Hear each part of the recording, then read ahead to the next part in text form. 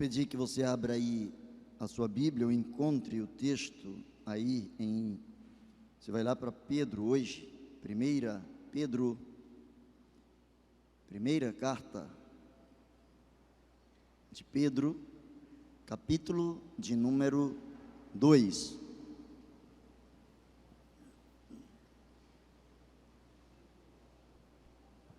Primeira Pedro 2. Eu quero ler com você, a princípio, apenas um versículo. O versículo de número 9. Quero crer que você já tenha encontrado, você também aí em casa, com certeza já encontrou esse texto. Diz assim a palavra do Senhor: mas vós sois a geração eleita, o sacerdócio real, a nação santa, o povo adquirido, para que anuncieis as virtudes daquele que vos chamou das trevas para a sua maravilhosa luz. Vamos reler, você pode ler juntamente comigo, está ali projetado, então vamos ler de acordo com aquela versão que está ali. Mas vós sois a geração eleita, o sacerdócio real, a nação santa, o povo adquirido, para que anuncieis as virtudes daquele que vos chamou das trevas para a sua maravilhosa luz. Muito obrigado, Deus, muito obrigado por teres escolhido nos amar. Obrigado por teres escolhido abençoar os teus filhos, mesmo sem nenhum merecimento da nossa parte. Obrigado pela tua fidelidade, obrigado porque contigo nós sempre podemos contar. E na certeza, Senhor, de que sempre tu estás conosco, nós te adoramos e o fazemos em nome de Jesus. Amém. Eu quero pensar com você, por alguns instantes, sobre a geração eleita. Quando se fala em eleição, independente da função que a pessoa vai desenvolver, se a pessoa vai estar trabalhando no executivo ou no legislativo, quando nós escolhemos alguém, quando nós elegemos alguém com uma determinada finalidade.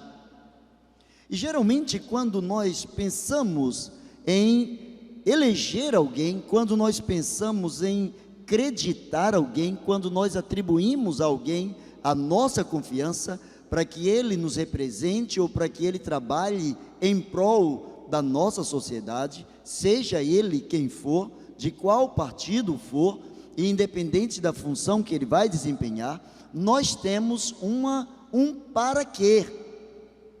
Nós criamos uma expectativa em cima daqueles que nós elegemos. A palavra do Senhor diz que nós somos a geração eleita. E nós fomos eleitos, todo aquele que crê em Jesus Cristo como seu Senhor e seu Salvador. E a base para essa eleição não são os nossos méritos, não são as nossas obras, nem mesmo a questão da nossa desenvoltura. Nós fomos elegidos por Deus, ou eleitos por Deus, como uma geração eleita, como um sacerdócio real, como uma nação santa, como um povo adquirido especialmente para Ele, com uma grande função. Deus escolheu aqueles que verdadeiramente abriram seus corações para o Senhor, aqueles que, atendendo ao chamado do Senhor, corresponderam através da aceitação de Jesus Cristo como seu Senhor e Salvador, aqueles que, abrindo mão da sua vontade para se submeterem à vontade de Deus, aqueles que reconhecem que são pecadores e que pelos seus próprios esforços jamais conseguiriam jamais teriam algum êxito ou possibilidade de chegar à presença do Senhor, mas aqueles que olham para a cruz do Calvário e vê na cruz do Calvário o crédito que Deus nos direcionou, o crédito que Deus nos atribuiu. De acordo com João 3,16, nós vamos encontrar a palavra de Deus dizendo: para que todo aquele que nele crer, todo aquele que eu receber como Senhor e Salvador, faz parte de uma geração eleita. Nós encontramos a palavra de Deus mostrando, existe uma grande possibilidade de várias interpretações quando as pessoas olham de uma forma muito subliminar, quando as pessoas olham de uma forma muito superficial, mas quando as pessoas se aprofundam na palavra, no conhecimento da palavra de Deus, dentre tantos outros textos que vão mostrar Jesus Cristo como iniciativa de Deus, como proposta de Deus, a palavra do Senhor diz que nós não o escolhemos, mas Ele nos escolheu a nós, com a finalidade de que nós pudéssemos ir, dar frutos, e o nosso fruto esteja permanecente. O que nos leva a sermos ou termos sido eleitos por Deus? O amor de Deus. Assim como Pedro diz que nós somos a geração eleita, o apóstolo Paulo, ele também vai falar acerca da salvação, vai exemplificar em vários momentos da sua vida, do seu ministério, a necessidade que nós temos de ver a palavra de Deus como sendo sempre uma iniciativa de Deus e não do homem. Do homem vem a resposta do coração, do homem vem o aceitar ou não, dado que Deus nos deu o chamado livre-arbítrio, dado que Deus não nos fez como robôs, mas nos condicionou através da fé. A Bíblia diz que, de antemão, antes da criação, antes de tudo, nós precisamos entender que Deus é onisciente, Deus é onipresente, Deus é onipotente, e Deus, na realidade, quando elegeu o povo de Deus, e o povo de Deus, saiba-se, como povo de Deus, todo aquele que confessa Jesus como seu Senhor e Salvador, aqueles que confessaram enquanto andaram com Ele juntamente com os 12, aqueles que o confessaram mais tarde, aqueles que o têm confessado no ano de 2021, aqueles que virão confessar alguns minutos antes da vinda de Jesus Cristo, antes do arrebatamento da igreja, todo aquele que o confessar como Senhor e Salvador, esse fará parte da geração chamada eleita. Mas quando a palavra de Deus diz que nós somos uma geração eleita, Ele diz que também nós somos um sacerdócio real. Nós temos uma grande função. O papel do sacerdote é, antes de tudo, apresentar diante de Deus as necessidades do povo e apresentar ao povo a vontade ou a resposta de Deus diante das necessidades, indagações, petições, solicitações deste povo.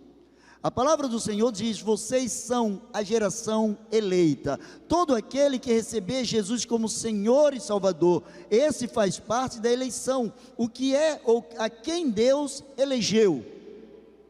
Deus elegeu em Cristo. Deus criou um protótipo para todos nós.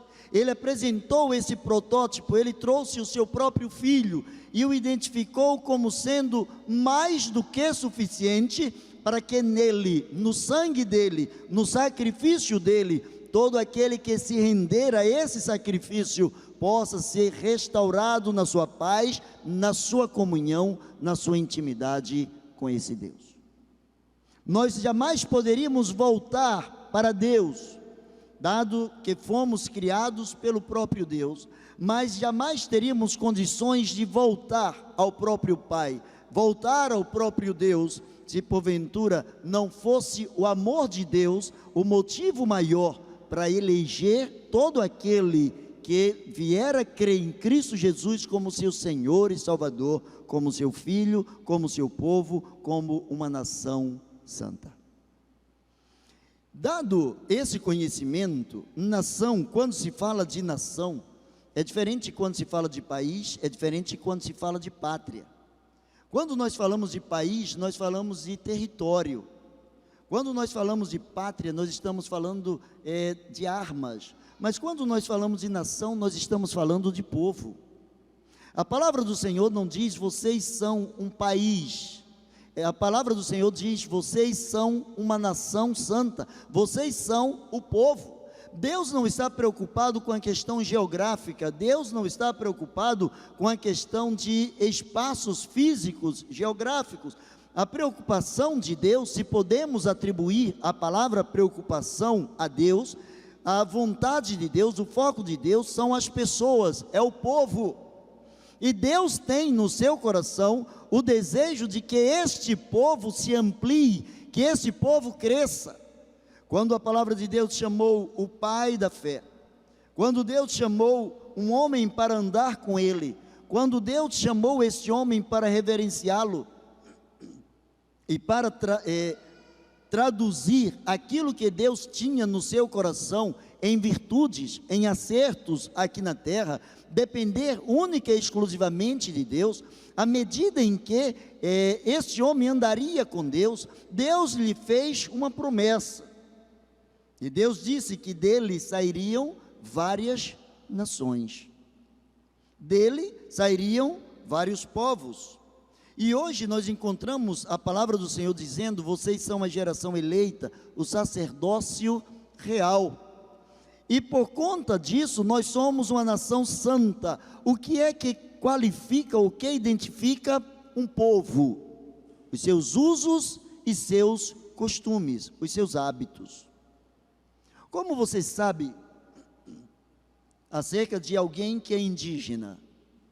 O indígena, ele tem hábitos diferenciados das demais pessoas. Você vai encontrar o europeu tendo alguns costumes, você vai encontrar o latino-americano tendo outros costumes, você vai encontrar o africano tendo outros costumes, e cada povo, em cada região, cada pessoa tem uma quantidade inúmeras quantidades de coisas e características que o identifica como um povo diferenciado. Nós encontramos a palavra de Deus dizendo, vocês são uma nação santa. Uma das coisas que caracteriza um povo é a sua língua. Quando nós dizemos que nós somos brasileiro ou brasileiros, naturalmente, em qualquer parte do mundo, se você disser que você é brasileiro, as pessoas vão esperar que você fale o português. Mas você pode ter nascido no Brasil e ter saído do Brasil sem ter sido criado no Brasil e falar um outro idioma onde você foi educado, onde você cresceu, onde você aprendeu.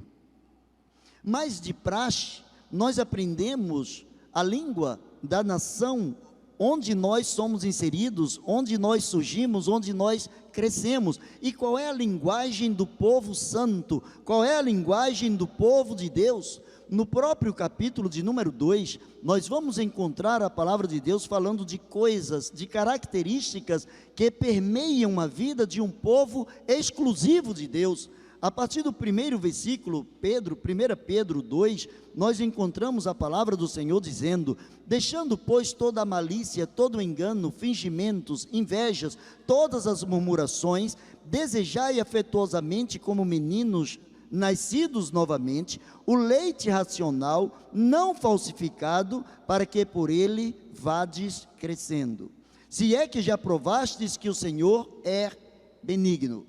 A palavra do Senhor começa a mostrar algumas características que precisam estar intrínsecas, precisam fazer parte da vida do povo santo, precisa fazer parte do povo escolhido por Deus, e povo escolhido por Deus não por ser melhor que nenhum outro povo, mas o povo que correspondeu às expectativas de Deus, o povo que respondeu com a aceitação verdadeira a Cristo Jesus como seu Senhor e Salvador, todo aquele que fora colocado sobre a sua vida o nome de Jesus Cristo, o poder do sangue de Jesus Cristo, todos esses que fazem parte agora de uma geração eleita, de um sacerdócio real, de um povo exclusivo, precisa retirar do seu coração toda malícia, todo engano, fingimentos, invejas e murmurações. O povo de Deus precisa ser um povo cuja característica precisa ser reconhecida em todos os lugares como um povo que tem o coração grato. Quando a gente agradece, a graça desce. Quando a gente agradece, a graça vem.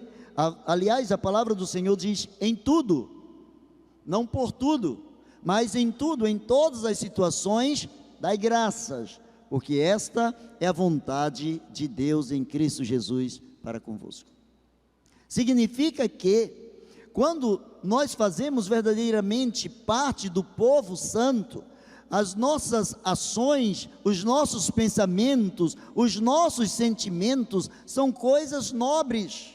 Afinal de contas, se nós somos, segundo a palavra de Deus, sacerdócio real, somos sacerdotes desse rei, do rei Jesus, nós precisamos estar imbuídos, precisamos estar revestidos e investidos de sentimentos, de características, de coisas que nos identifiquem como alguém diferente neste mundo, como alguém que crê, que depende, que anda sob a orientação do Espírito Santo de Deus. A palavra do Senhor diz assim: olha, vocês são uma geração eleita, um sacerdócio real, uma nação santa, um povo adquirido com uma função.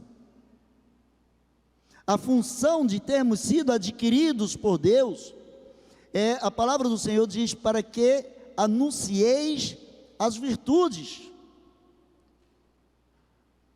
Se alguém o tempo todo chega perto de você e fala mal de uma pessoa, a probabilidade para que você comece a acreditar que aquela pessoa é ruim, pelo menos tenha muito daqueles atributos ruins que ele é informado, que eles são passados, é muito grande. Assim como quando você fala muito bem de alguém constantemente para uma outra pessoa, existe uma grande probabilidade para que essa pessoa, de tanto ouvir falar de você, ou por você acerca de uma outra pessoa, ela comece a se quebrantar, ela comece a quebrar as reservas, ela comece a se aproximar dessa uma outra pessoa. Nós encontramos um exemplo bem clássico disso, quando Jesus chegou à beira da fonte e encontrou aquela mulher, e Jesus pediu água para aquela mulher. E Jesus falou de coisas que estavam dentro daquela mulher, coisas que naquele momento só aquela mulher e Deus sabiam. E ela, olhando para Jesus, não conhecendo Jesus, muito menos vendo-o como filho de Deus, dado que ela não conhecia Jesus, ela olhou para Jesus e disse: eu vejo que tu és profeta. E quando ela foi para os seus, ela voltou para a sua família, para o seu povoado, para o seu bairro, para a sua aldeia, para o lugar onde ela morava. Ela chamou as pessoas e disse assim: eu quero que vocês venham e vejam um homem que me disse tudo quanto eu tenho feito. Um homem que me colocou pelo avesso, um homem que me conhece lá no âmago, um homem que conhece o meu interior, um homem que conhece os meus pecados. E diz a palavra que mais tarde, algumas dessas pessoas que estiveram ali com Jesus, olharam para aquela mulher e disseram: já não é pelo que tu disseste, já não é pelo que tu falaste, já não é pelas tuas afirmações, mas nós temos visto, nós temos crido que este homem é diferente. Aquelas pessoas ouviram alguma coisa boa acerca de Jesus. Venham e vejam um homem que é capaz de falar dos segredos que estão no coração. E os homens creram nisso. E os homens foram e ouviram Jesus, e viram Jesus, e conversaram com Jesus, e disseram para aquela mulher: o seu testemunho valeu para que chegássemos até aqui, mas agora nossa experiência com ele já não está mais baseada no que você falou, mas está baseada agora no nosso relacionamento, no que nós ouvimos, no que nós vimos, no que nós sentimos na presença deste homem. Nós somos uma geração eleita, sim, para anunciar as virtudes, para mostrar o lado bom, para mostrar a iniciativa de Deus, para mostrar o poder de Deus, para fazer uma grande algazarra aqui na terra, fazer a terra estremecer, trazer o céu à terra, trazer o poder de Deus, manifestar a glória de Deus sobre a vida de todo aquele que vier a crer em Cristo Jesus como seu Senhor e seu Salvador. É a igreja o único mecanismo a quem é dado a responsabilidade de fazer isso. É a igreja o único corpo, a igreja é a única nação.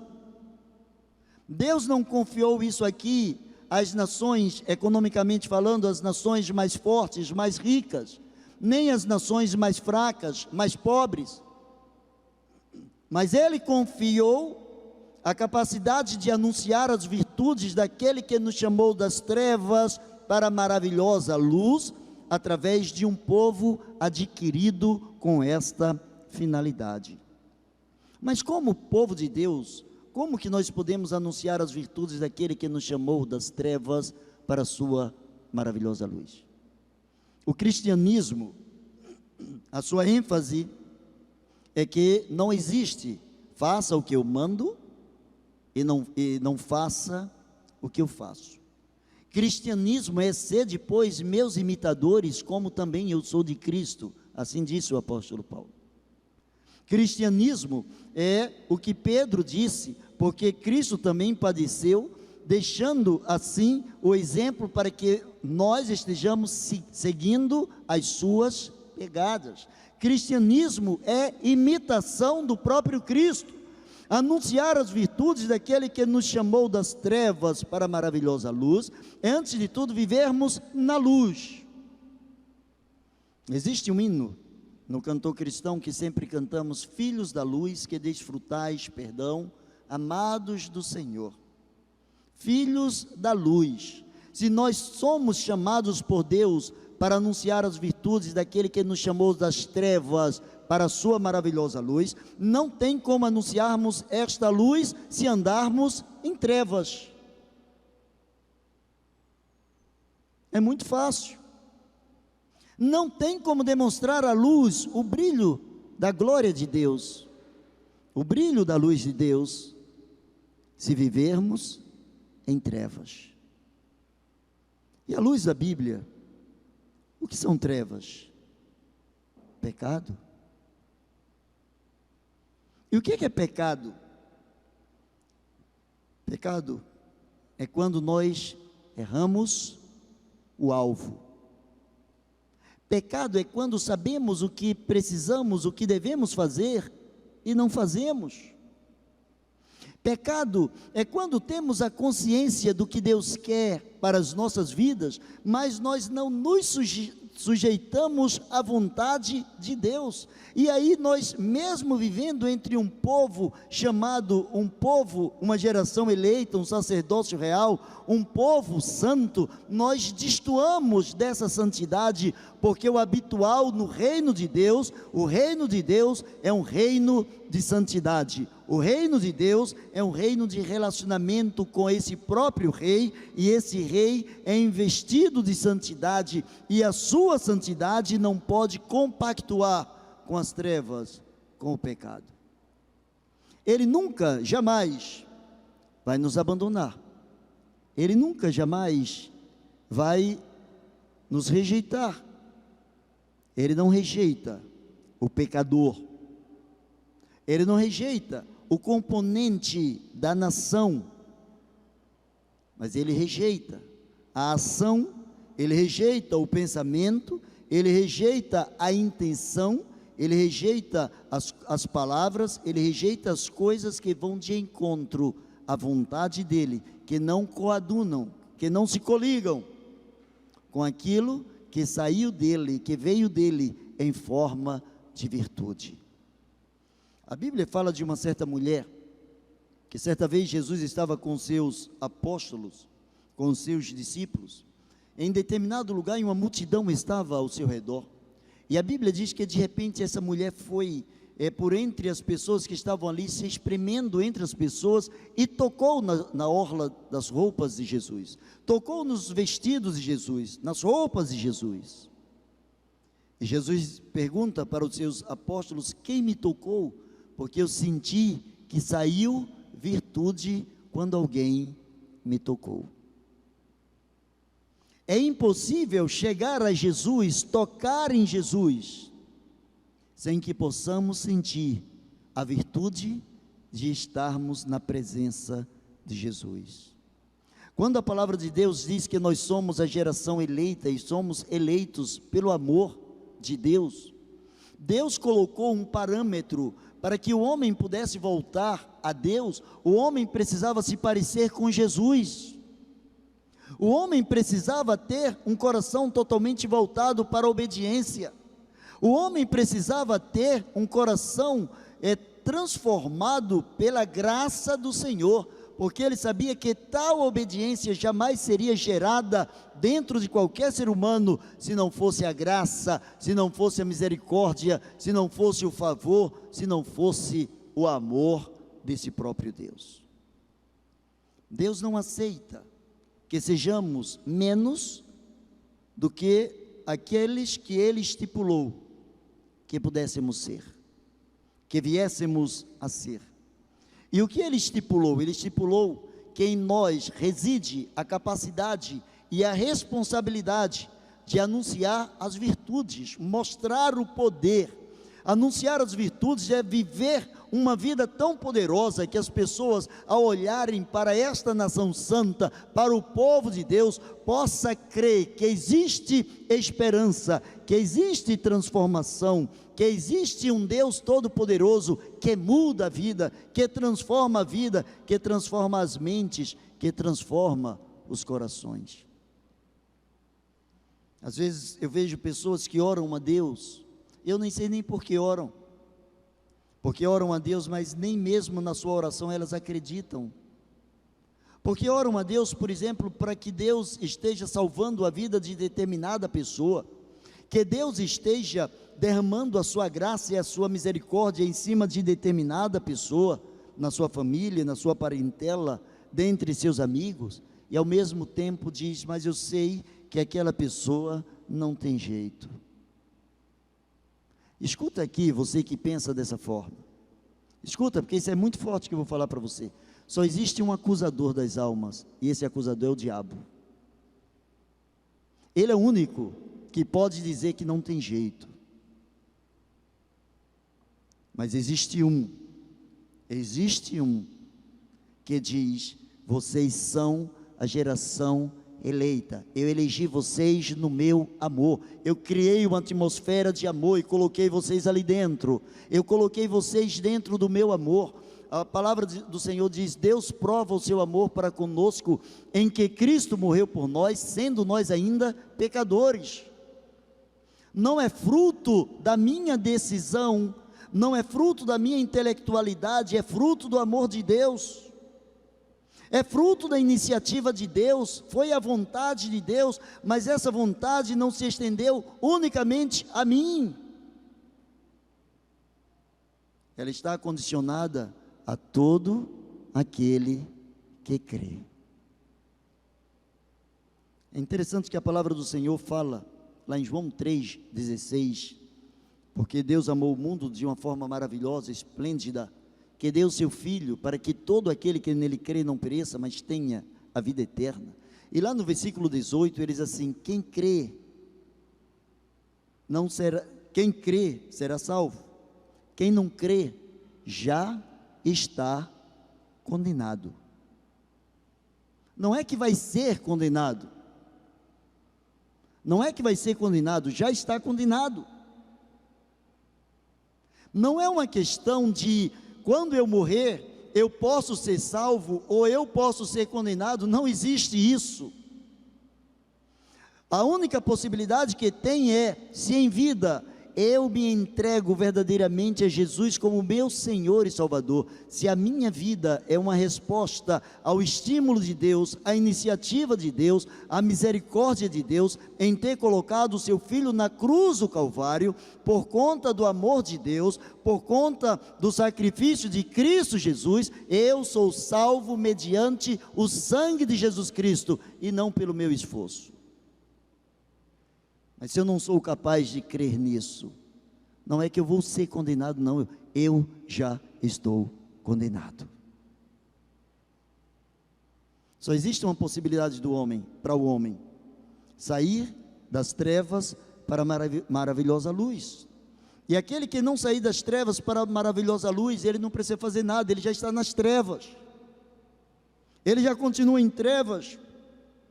Que a Bíblia diz que por um entrou o pecado, e o pecado se estendeu a todos. Por isso que diz a palavra de Deus, todos pecaram e por isso se destituíram, se afastaram da glória de Deus. Escuto pessoas dizerem,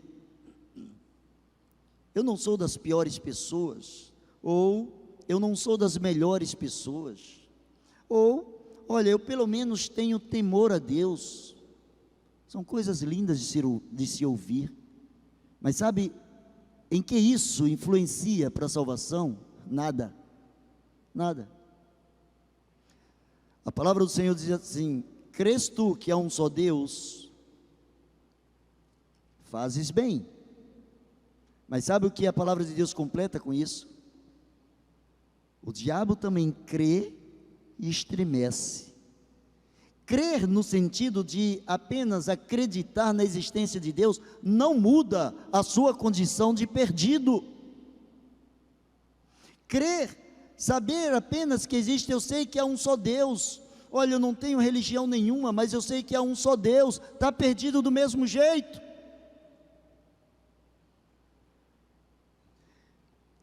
Pastor, então qual é a religião que salva? Jesus. Jesus salva. Jesus salva. A Igreja Batista não salva, a Igreja Católica não salva, a Presbiteriana não salva, a Assembleia de Deus não salva, a Universal não salva, a religião não salva. Quem salva é Jesus. Sabe qual é a religião que salva? Jesus.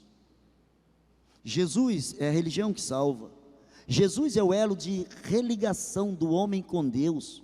Jesus é o único que nos credencia como parte da geração eleita, fomos eleitos nele, ou seja, Deus condicionou todo aquele que se encontrar com meu Filho Jesus, todo aquele que eu receber como Senhor e Salvador, esse faz parte da geração que eu elegi, ou seja, eu elegi um povo santificado, e esse povo santificado que eu elegi, não é um povo que não peca, mas é um povo que está lavado no sangue do único que nunca pecou. Essa é a grande diferença. Essa é a grande diferença. Mas caminhando para o final, a palavra do Senhor diz assim, nos versículos 4 em diante, ele diz assim, chegando-vos para ele quem? Para Jesus, a pedra viva, reprovada na verdade pelos homens, mas para com Deus, eleita e preciosa. Jesus é a pedra viva, eleita e preciosa por Deus.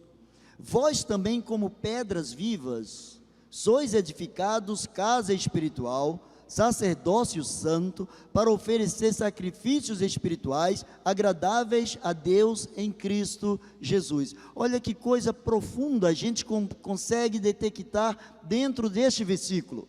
A Bíblia diz que Jesus é uma pedra, é a pedra viva, ele, a pedra viva reprovada pelos homens. Os homens, suas ações, nossas ações, reprovam o que Cristo fez, quem Cristo foi, porque a nossa inclinação ela é pecaminosa. Enquanto seres humanos, nós não conseguimos entender o que Cristo fez.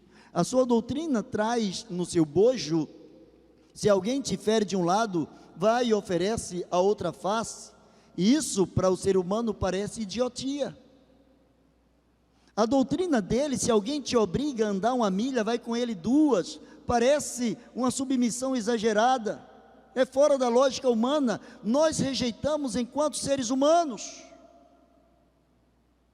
Mas ele, a pedra viva, o alicerce, a pedra de esquina, ou seja, a pedra principal sobre a qual a sua igreja está edificada, ele diz que nós somos pedras vivas, assim como ele falou para Pedro: Pedro, você é um pedaço da pedra, eu digo que você também é Pedro, e sobre isso que você falou, sobre esta pedra, de que eu sou o Filho de Deus, eu vou edificar a minha igreja. Vocês como pedaços de pedra, vocês como descendência dessa pedra, vocês também são edificados casa espiritual. A sua vida é um templo de adoração a Deus. Jesus Cristo é a sua base, é a minha base, é o fundamento, é o alicerce. E nós somos construídos, diz a palavra de Deus, somos edificados como casa espiritual. Se somos edificados como casa espiritual, significa que quem deve morar dentro de nós é o Espírito, e não outro a não ser o Espírito Santo de Deus. Mas a palavra do Senhor ainda diz que nós somos sacerdócio santo. O sacerdote, ele oferecia diante do Senhor os sacrifícios pelos pecados do povo e os seus próprios.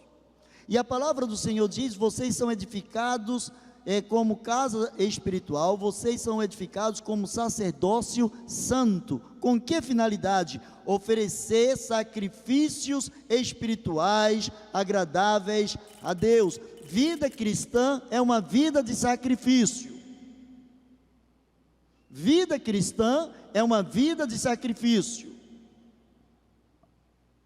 Ser cristão é muito chato, é muito duro. Você não é obrigado a ser cristão. Quem disse que você é obrigado a ser cristão? Porque a forma de pensar, se você pensa dessa forma, você há de concordar com a palavra que você já está condenado. Isso é o modo de pensar de quem está condenado. Porque quem saiu das trevas para a maravilhosa luz, ele oferece a Deus sacrifícios espirituais, agradáveis a Deus. Viver para Cristo, o sacrifício que se faz para que o brilho de Cristo chegue na vida de outras pessoas, já não é mais sacrifício, mas é honra, é privilégio para aqueles que são geração eleita, sacerdócio real, nação santa, porque descobre que o seu papel é anunciar as virtudes, o poder, a graça, a maravilhosa paz, o maravilhoso amor de Deus, que nos tirou das trevas para a sua maravilhosa luz.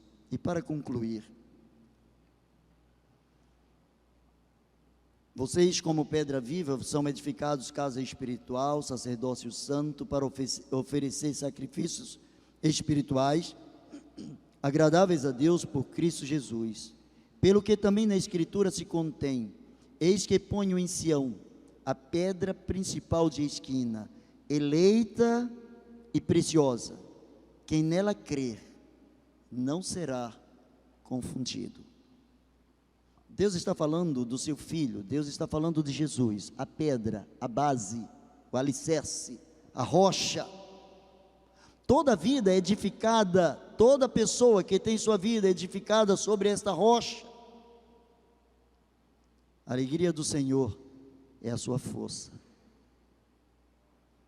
Não significa que como casas espirituais, como nação santa, como geração eleita, nós não pecamos. A palavra de Deus diz que se dissermos que não pecamos, fazemo-lo mentiroso e a sua palavra não está em nós. Nós erramos, porquanto ainda temos a natureza física, temos ainda a natureza carnal, mesmo que operando a natureza espiritual. Existe uma guerra dentro de nós, essas duas naturezas, elas brigam constantemente, até que Cristo volte, até que tenhamos um corpo glorificado, até que tenhamos um corpo que já não esteja mais submisso ao pecado, que já não tenha mais prazer no pecado. mas por sermos seres espirituais, por sermos nação santa, por sermos uma geração eleita, nós precisamos fazer com que o brilho da glória de Deus se reflita em nossos rostos, em nossas vidas, em nossa maneira santa de viver. Moisés passou 40 dias falando com Deus, ficou lá em cima, no Monte Sinai, e quando ele voltou, diz a palavra de Deus, que o seu rosto brilhava, ao ponto das pessoas não poderem olhar para ele. Quando as pessoas olham para você, que brilho elas veem?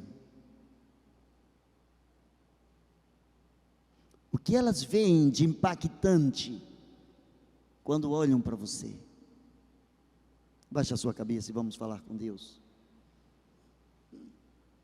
Você que está em casa, baixe a sua cabeça, fale com Deus. A geração eleita faz brilhar a glória de Deus constantemente. A geração eleita anuncia as virtudes daquele que nos chamou das trevas para a sua maravilhosa luz.